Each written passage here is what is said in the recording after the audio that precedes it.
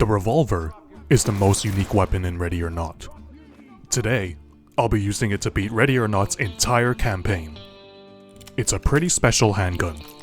It holds 6 rounds of .357 Magnum and is capable of taking down most suspects with 1 to 2 shots. But unfortunately, that's where the advantages end. In my opinion, it's probably the worst gun in the game. 6 rounds isn't a lot.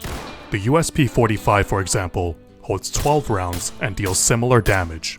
The game also doesn't let you reload spent rounds individually, meaning you'll lose any rounds you have left in the cylinder when you do a reload. With a modern handgun, you're able to do a retention reload and save remaining ammo for later. And worst of all, the Revolver doesn't let you mount a weapon light. All these factors make the Revolver a difficult weapon to use. So why did I choose this weapon for my first campaign playthrough? Well, it looks cool. That's about it. Because of the Revolver's limitations, I needed to change my loadout considerably. The Revolver only holds 6 rounds. That's not a lot. So I decided to maximize the amount of ammo I brought. Rather than taking my usual heavy armor, I opted for medium armor instead, since it has more equipment slots. With 13 slots, I had a lot more ammo to work with. But since most of these slots went to ammo, there wasn't much room for other utility equipment. As for the Revolver itself, the only attachment it can use is a laser. I put this on, but it's not really necessary. There's also an option to shorten the barrel, but I don't think it's worth it. It reduces muzzle flash at the expense of increasing recoil. So with my loadout set, I began the campaign. The first map is the gas station. It's probably the easiest map in the game, and this run-through was no exception. I like to enter from the right side and clear the front area of the gas station before moving on to the rest. Against suspects without armor, the Revolver is able to take them down with 1 to 2 shots. It's what makes the Revolver so satisfying to use. And with that, I finished the gas station level without issue. The next level was the infamous streamer level. When it was first revealed, everyone assumed it would be a level with little to no suspects, and the briefing also seems to suggest this. But in reality, there's an entire squad's worth of heavily armed suspects. Entering the apartment complex through the main entrance almost guarantees death. However, after having played this level many times, I have a strategy for this level that works most of the time. Rather than going through the front, I instead took the right entrance. The server room here almost always has suspects, so rather than deal with them head on, I gassed the room.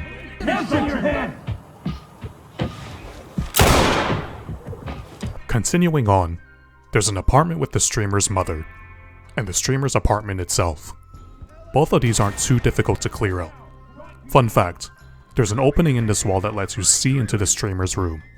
If the ROE to you is a mere suggestion, you can shoot through this opening without taking return fire. Now, one of the objectives is to arrest the streamer himself. However, this isn't actually required to pass the mission. So, I didn't. Overall, this mission isn't too difficult either, and I finished it without much issue. However, this mission had left my officers quite stressed. I have no idea what could have caused this. Next is good old 213 Park Homes. In early access, this map was pretty simple. In 1.0, this map has gotten a lot bigger, and as a result, more difficult. There's the main house, the neighboring house, storage shed, and tunnels. Because of this, I chose to bring even less equipment than normal, and dedicated almost all my slots to ammo. This is also one of the few maps in the game where I'd say night vision is required. A lot of this map is dark, and a flashlight can sometimes be too bright and wash out visual details as well. Night vision is a good way to ensure you can see everything on this map. I started with the main house. There are many very tight corners on this map, so using a pistol primary is actually not a bad idea on this map. There's also cracks in the walls that only suspects can go through, meaning it's much easier for them to ambush you. Once I cleared the first floor, I moved on to the second. The second floor usually has a number of suspects, but this time around, there weren't any. After clearing the second floor, I crossed the bridge to the neighboring house. The lack of suspects was making me quite nervous, since it probably meant all the suspects were either in this house or in the tunnels. Neither were particularly easy places to fight in. When I entered the first room, my suspicions were confirmed. Police, get down! Clearing the rest of the house proved difficult, and I took some bad hits trying to clear some weird angles. But I managed to do it without dying. With that, I moved on to the storage shed and tunnels. On the way to the tunnels, a suspect appeared at the door, but my teammates dealt with him before I could react. The storage shed seemed clear, so I moved on to the tunnels. The tunnels are my least favorite part of this map. There are all different kinds of angles in which suspects can get the drop on you. This makes clearing the tunnels a very difficult process. But as I cleared, there was a distinct lack of shouting or gunfire. Confused, I decided to check my objectives. Turns out, I'd actually been finished the whole time. That suspect who had come out of the storage shed had been the last one on this map. So with that, another map was completed. And somehow, despite not being particularly reserved with my trigger finger, my officers were also feeling a lot better after this mission. The next map is Brixley Talent Time. This is another map that has a lot of tight spaces, so a pistol isn't a bad choice for this map either. I started by clearing the convenience store outside the main building. While doing so, I heard one of my teammates yell for someone to drop their weapon. So, I took the angle and waited. All I needed to do was wait for the suspect to peek, and I'd drop him. It was an easy shot, and I was sure I'd be able to make it with no issue.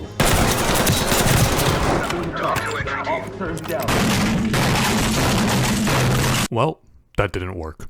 Once again, I started in the convenience store. This time, I was able to get the drop on a couple of suspects and take them down. Move towards me. Get on the ground now! Police, keep your hands up! Suspect down, requesting... Moving into the main building, it wasn't long before I was greeted by gunfire. Part of what makes these gunfights so difficult is that it's hard to hear where suspects exactly are. Moving further in, I took fire from an office room. Without any easy or safe way to beat the room, I once again resorted to my trusty gas grenades. As luck would have it, the armed suspect was one the mission requires you to take in alive. So having arrested him, I moved on. Seeing another suspect that was partially hidden, I tried using the gas grenade again. But one downside of the gas grenade is that suspects tend to stumble around while being gassed. In this case, the suspect stumbled further away into cover. So I moved on and found him. With the main floor cleared, there was only the roof left. Clearing it is difficult, since you can be shot from almost 270 degrees of angles. So, I used my teammates as cover, and moved onto the roof. As expected, I took fire almost immediately. I took down the suspect, but not before he took down one of my teammates. I had expected this suspect to be the last one, but apparently, he wasn't. So, I headed back down into the building, but before I could tell my teammates to stack up, the mission was complete, but at the heavy cost of 2 teammates, and my surviving teammates had once again become more stressed. The next map is a lethal obsession. A log cabin housing some very motivated cop killers. This mission is short, but nonetheless tricky. There's only 2 objectives on this map. Bring order to chaos, and arrest Gerard Scott, a cop killer who wears a distinctive ghillie suit. I like to start by entering the basement of the cabin. Upon checking the basement, I managed to catch a glimpse of Gerard.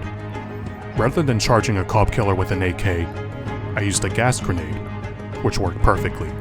With Gerard in custody, I turned my attention to the other 2 suspects. In the cabin, there are a lot of doors that are booby-trapped. Rather than deal with them myself, I had my teammates disarm them. Better them than me. Throughout this playthrough, I've been making heavy use of the Optiwand. It's obviously very useful for looking under doorways, but it can also be used to look around corners. And it was a good thing I did. One of the suspects was standing right around the corner.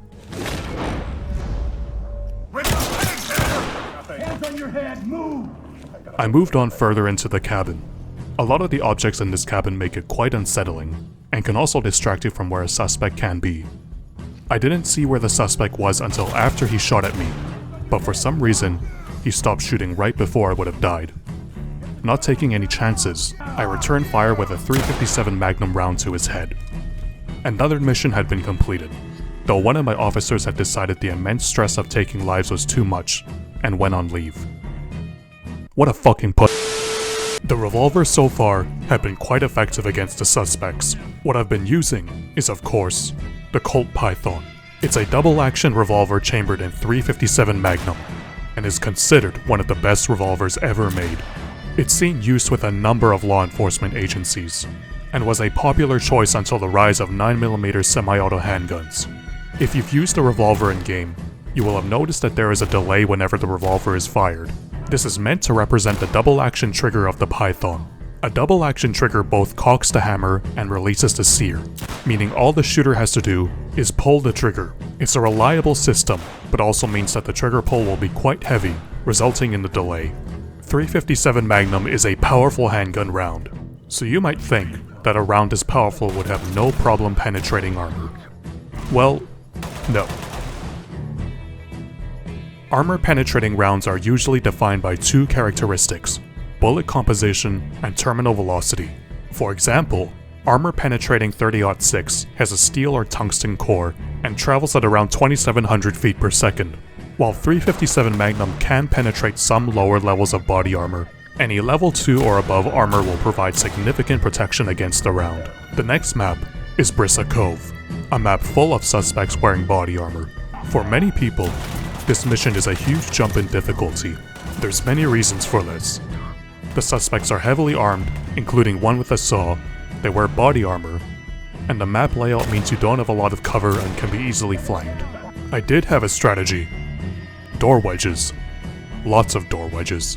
Door wedges block off doors, and prevent suspects from going through them. The strategy is quite simple. Block off every single door, then methodically clear every room. It doesn't make the map easy, but it does work. The start of the map is quite possibly the worst starting point in the entire game. You immediately enter a hallway where you can be shot from 3 different angles with no cover. This time, I was lucky. No enemies had spawned, so I immediately wedged off 2 of the doors. Moving on, I encountered the first suspect, and as expected, .357 Magnum wasn't very effective against his armor. It took me 3 shots to put him down. Another suspect popped out who took a few more rounds to take down. I started my reload when a third suspect came out. Luckily, my teammates had my back. The shortcomings of the revolver were really beginning to show. After blocking off the doors, I moved on and encountered yet another suspect. This time, he seemed like he might surrender after taking a round, so I gave him a chance. Well, that didn't work. Another suspect popped out, injuring me quite badly. Unsure where he'd went, I threw a gas grenade, but he'd actually moved further into the hallway. To my surprise, he surrendered. After arresting him, I moved on and blocked the last door. With that done, it was time to start clearing each room. I entered the first apartment, where I found a bolt-action rifle and 2 civilians. As I moved towards them, a suspect appeared. This one was a little different. Taking no chances, I shot back. Down on your knees.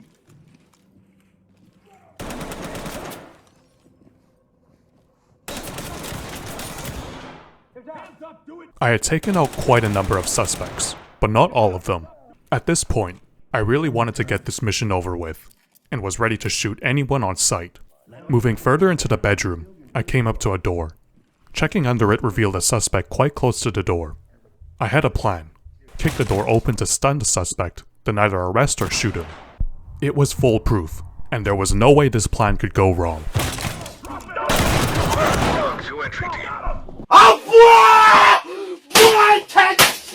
Well, time to start again. My plan was the same. Block off all doors and clear the rooms one by one. So, I got to it.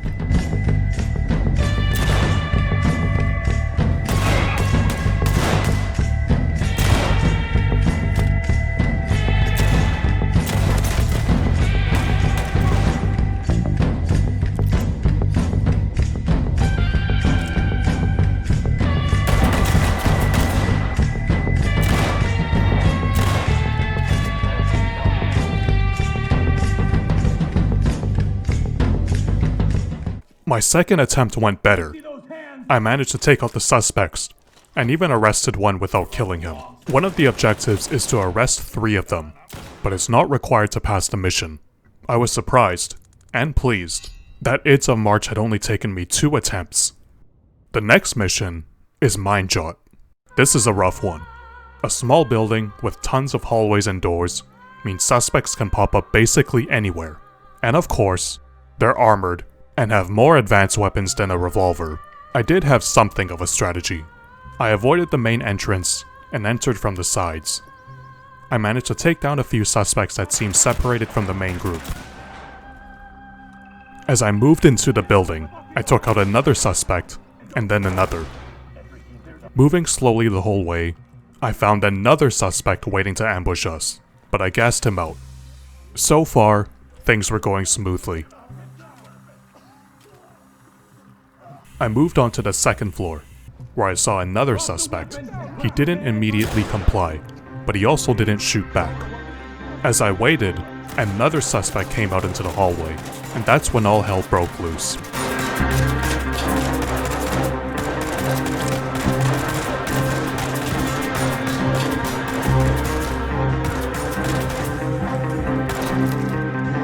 Somehow, with 7 people shooting, only 1 suspect was killed. Thankfully, the other finally realized it was a good idea to surrender. Having arrested him, I checked the door to the office, and sure enough, there was yet another suspect. Rather than rushing head-on into the room, I checked the other entrance, which revealed yet another suspect. I threw a gas grenade down, hoping to take him down without putting myself at risk, but I couldn't open the door.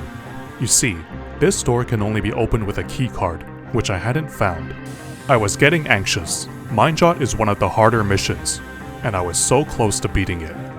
I decided to go back to the original entrance, but one of the suspects had the same idea. The last suspect was in the room. All I had to do was take him down, and the mission would be over. I saw his hand through the doorway, and decided to take no chances.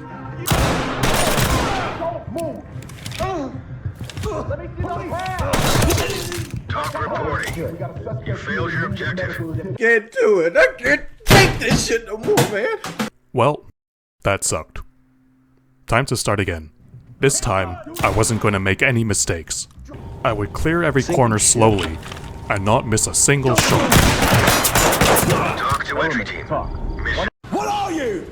An idiot sandwich. I really hate this mission, but there was no way around it. If I wanted to progress, I needed to beat this level. So, I got to it.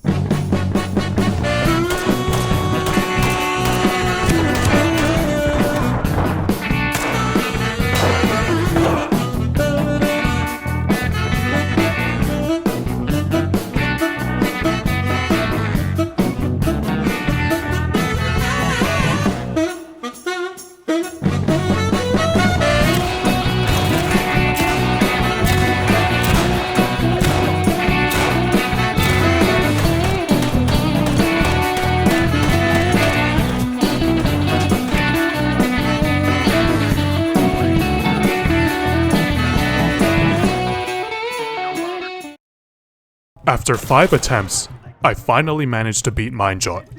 That was rough. The next map is Ends of the Earth. It tells a tragic story. A hard-working immigrant family whose mother is diagnosed with cancer. Sons who resort to crime in order to pay for their mother's treatment. It's a somber map that makes you question the morality of using violence to enforce the law. Anyways, I took my .357 Magnum and shot the first suspect right in the face. And again, and again. Easiest map of my life, get shit on, dumbass. Yeah, this map is pretty easy. The next level is Greased Palms. Many people consider this level one of the most difficult in the entire game, but it's not immediately apparent why. The suspects don't wear body armor, and there aren't any traps on the map. Well, there's 2 main reasons. First, a warehouse makes up a large portion of the map. With moving conveyor belts, shelves, and other things, it makes it quite difficult to spot suspects. However, the suspects have no trouble seeing and shooting at you. A lot of the time, it becomes a nightmare of being shot at without knowing from where. Second is this guy. The mission requires that you take him in alive. Unlike other levels, you have to do this objective, otherwise the entire mission will be considered failed. To make matters worse, the suspect is always armed and fully intent on killing you and your team. A nightmare close-quarter environment combined with an armed and dangerous suspect you need to take in alive makes this map very difficult. I had a strategy for this map, but honestly, it didn't make the map much easier. The strategy is essentially to neutralize all threats outside the warehouse and clear the warehouse last. Beginning at the main entrance, I moved in and took out a suspect. I moved on and blocked off the 3 entrances to the warehouse. Block the door. I'll wedge it.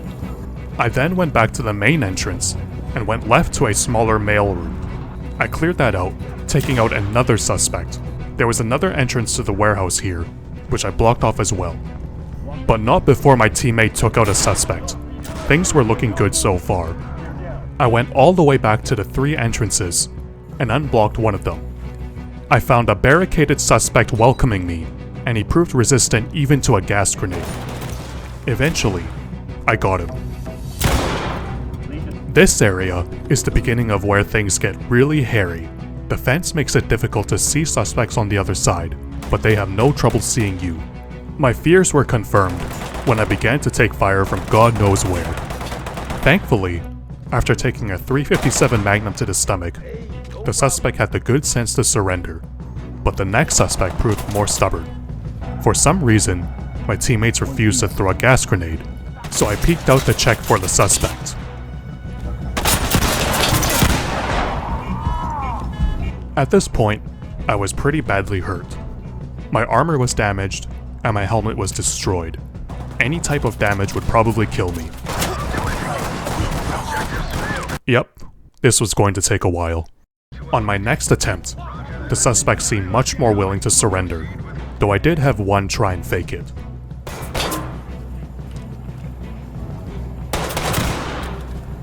My teammates also miraculously learned how to throw a gas grenade, and I used it to subdue one more suspect. Drop your weapon! Hands up! Drop the weapon! Get on the ground now! I'll get it. I went back to the main entrance again, and to the mailroom. There were no suspects this time, so clearing it and blocking the warehouse entrance was easy. I went back through the main building, and once again emerged outside. And yet again, there was a suspect out in the open who managed to hit me multiple times before my teammates took him down. I once again asked my teammate to throw a gas grenade, and he did. A whole 2 inches. As punishment, I sent him first to check for suspects, and he found one, and another one. At this point, the outside area seemed clear, so it was time to deal with the warehouse. Peeking in, I took down one suspect and arrested another, but I didn't want to enter this way, so I went all the way back around and quickly moved to the upper office. In the office, we took down another suspect and found a woman choking herself. Moving to the catwalk, I heard some suspects below. Not taking any chances, I threw a gas grenade. When they refused to surrender, I dealt with them. I was feeling it. I had taken out a good amount of suspects, so there probably weren't many left. At the bottom of the stairs, I checked the office. And there he was, the FISA agent. All I needed my team to do was throw in a gas grenade and enter the room. But for some reason, they weren't doing it. Eventually, I decided to do it myself. I peeked the door and threw in a gas grenade. But for some reason, my teammate decided this was a good time to open the door completely.